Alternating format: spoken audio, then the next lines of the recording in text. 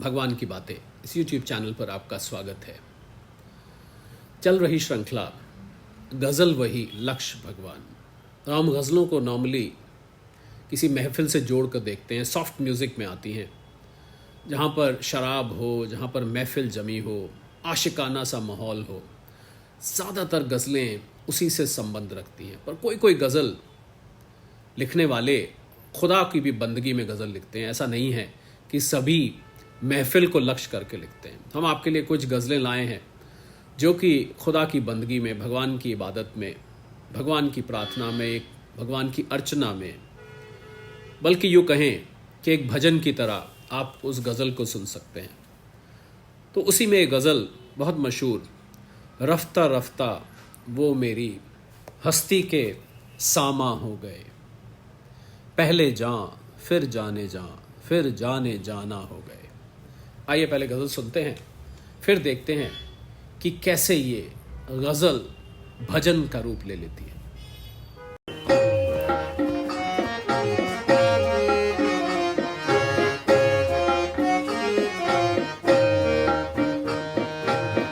रफ्ता रफ्ता वो मेरी हस्ती का सामा हो गए, रफ्ता रफ्ता वो मेरी हस्ती का सामा हो गए। पहले जा फिर जाने जा फिर जाने जाना हो गए, रफ्ता रफ्ता वो मेरी हस्ती का सामा हो गए।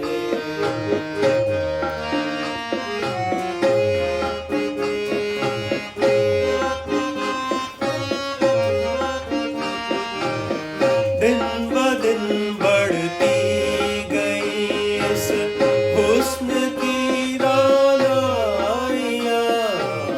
दिन ब दिन बढ़ती गई इस हुस्न की रानाइयाँ। पहले गुल फिर गुल बदन फिर गुल बदामा हो गए, रफ्ता रफ्ता वो मेरी हस्ती का सामा हो गए, रफ्ता रफ्ता वो मेरी हस्ती का सामा हो गए।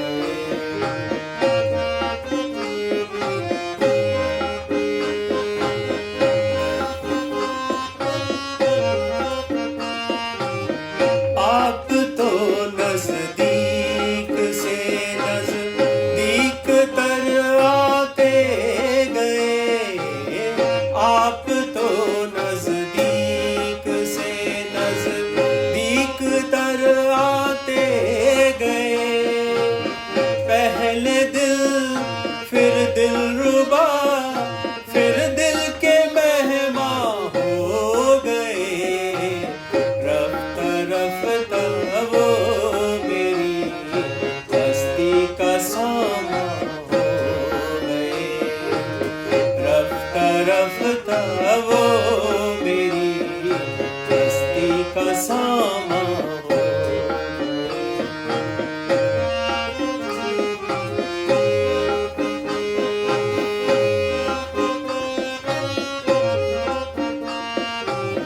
प्यार जब हद से बढ़ा सारे तकल्लुफ मिट गए, प्यार जब हद से बढ़ा सारे तकल्लुफ मिट गए।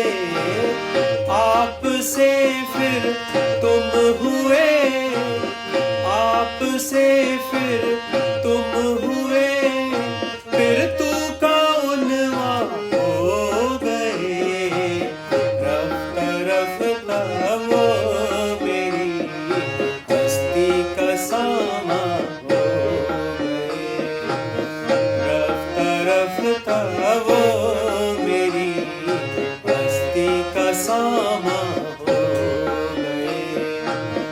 पहले जा फिर जाने जा फिर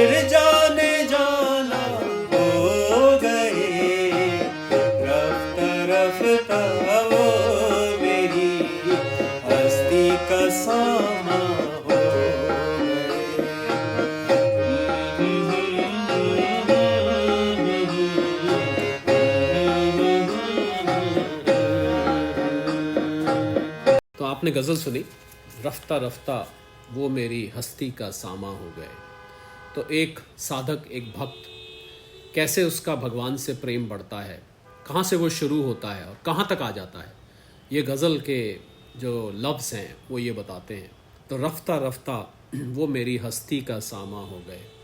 और हस्ती है एग्जिस्टेंस, उसकी अपनी एग्जिस्टेंस, उसकी अपनी आइडेंटिटी, जो मर्जी आप कह लीजिए। रफ्ता रफ्ता धीरे धीरे करके, जैसे जैसे समय बीतता गया, वो मेरी हस्ती का सामा हो गए। एक तरह से मेरी आइडेंटिटी उन्हीं से जाने लगी, ऐसे आप इसको समझ सकते हैं। पहले जां, फिर जाने जां, और फिर जाने जाना हो गए। पहले वो मेरी जां बने, फिर मेरी जाने जां बने, ज़िंदगी की ज़िंदगी कह लीजिए, और फिर जाने जाना ही हो गए। पूरी की पूरी ज़िंदगी ही वही बन गए।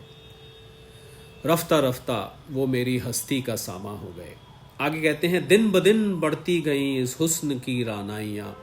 और जो जो भक्त आगे बढ़ता है उसको भगवान में सुंदरता बढ़ती जाती है, दिखती जाती है। सत्यम शिवम सुंदरम, जो सत्य है वही शिव है, वही सुंदर है। तो दिन ब दिन बढ़ती गई इस हुस्न की रानाइयाँ। रानाइयाँ मतलब ब्यूटी, खूबसूरती, दिन ब दिन बढ़ती गई। भला ब्यूटी दिन ब दिन बढ़नी आम तौर पे कैसे होगी? जो सुंदर है तो है, वो वहीं पर है, पर खुदा से जब इश्क हो जाता है, भगवान से जब प्रेम हो जाता है, तो वो सुंदरता, भगवान में जो सुंदरता दिखती है वो दिन ब दिन बढ़ती जाती है। उसमें नित नूतन, नित नया दिखता है। पहले गुल, फिर गुल बदन, फिर गुल बदामा हो गए। पहले वो फूल दिखते थे, फिर वो उनका सारा का सारा स्वरूप जैसे गुल बदन दिखता था, फूलों का मड़ा हुआ दिखता था, और फिर गुल बदामा हो गया। ऐसा लगा कि पूरा का पूरा गुलिस्तां, पूरा का पूरा गुलशन, और पूरा का पूरा फूलों का वो बगीचा, जो मर्जी आप समझ लीजिए, वो पूरा का पूरा वही हो गए। मतलब गुल और उनमें कोई अंतर नहीं था, फूलों का स्वरूप ही वो दिखने लगे। कहने का मतलब उनकी सुंदरता इतनी हो गई कि वो स्वयं ही फूल दिखने लगे। फूल की सुंदरता में और उनमें कोई अंतर नहीं रहा। अगर हम इसका तथ्य लें पैराग्राफ का, आगे कहते हैं, आप तो नज़दीक से नज़दीक तर आते गए। जी हाँ, बिल्कुल।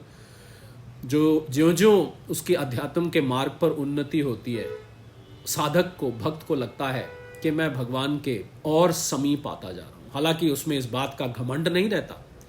वैसे तो उसको लगता है कि मैं कुछ भी नहीं हूँ, मेरे में कुछ भी नहीं है, न्यूनता रहती है, पर भगवान से नज़दीकी का एहसास तो होता ही है। पहले दिल, फिर दिल रुबा, फिर दिल के मेहमा हो गए। कि पहले तो आप दिल बने, फिर आप दिल रुबा बने, उसके बाद आप दिल के मेहमा हो गए। ऐसा लगा कि आप ही दिल में आके बैठे हुए हैं और कोई दिल में है ही नहीं। और आखिर में कहते हैं, प्यार जब हद से बढ़ा, सारे तकल्लुफ मिट गए, सारी फॉर्मेलिटीज़ ख़त्म हो गई। भक्त और भगवान के बीच में जब ये प्रेम अपनी पराकाष्ठा पर पहुंचा, तो सब फॉर्मेलिटीज़ ख़त्म हो जाती है। भक्त और भगवान में कोई अंतर नहीं रह जाता। आप से फिर तुम हुए, और फिर तू का उन्वा हो गए। उन्वा होता है कि आप तो, तू का एक तरह से पर्यायवाची टाइटल कह लीजिए। मतलब मैं तू की जगह आपका ही नाम लेता था। कहने का अर्थ कि मैं और तुम एक हो गए। तू का उन्वा का बहुत ऊंचा अर्थ है, क्योंकि तू का टाइटल जब उनमें दिखने लगे, मतलब तू और मैं एक तरह से एक हो गई, मैं और तुम एक हो गए। तो आप से फिर तुम हुए, फॉर्मेलिटी कम हो गई, आप से तुम हुए।